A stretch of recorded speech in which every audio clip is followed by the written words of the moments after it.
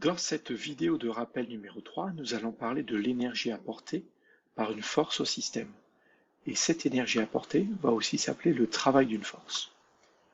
Définition, le travail d'une force F est l'énergie en joules que la force apporte au système.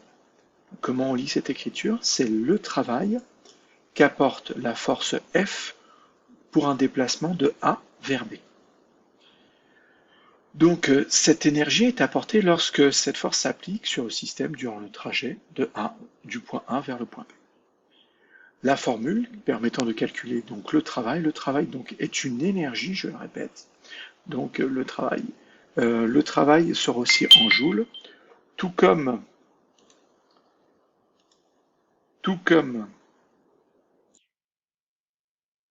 les énergies qui sont généralement notées E, comme l'énergie cinétique, l'énergie potentielle de pesanteur, l'énergie mécanique.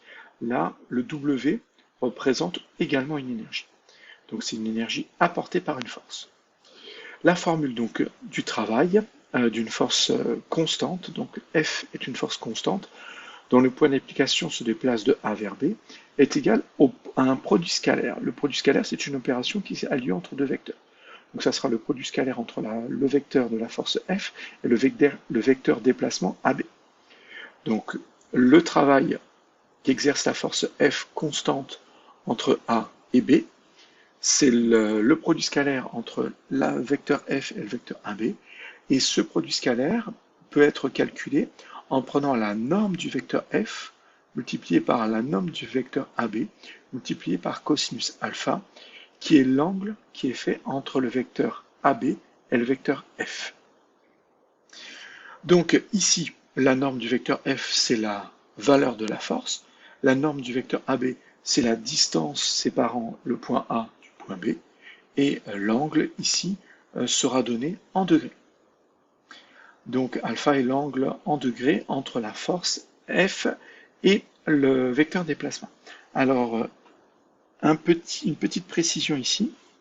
Si on a deux forces, si on a une force, un vecteur force qui est comme ça et un vecteur déplacement on va le faire comme ça. Voilà. Donc l'angle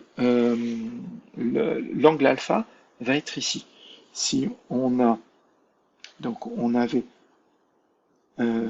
différents cas, on a le vecteur AB, le vecteur force est ici, on a l'angle alpha qui va être comme ça, et ainsi de suite en fait. C'est bien entre ces deux parties-là, et ça ne correspond pas à cette partie-là, c'est-à-dire que ce n'est pas l'angle qui est ici, non, c'est toujours celui qui est entre les deux vecteurs. Donc, on revient, et donc on a donc ici, on peut calculer donc l'énergie apportée par une force. Et vous voyez bien qu'elle dépend du déplacement, c'est-à-dire de la distance durant laquelle la force a été appliquée.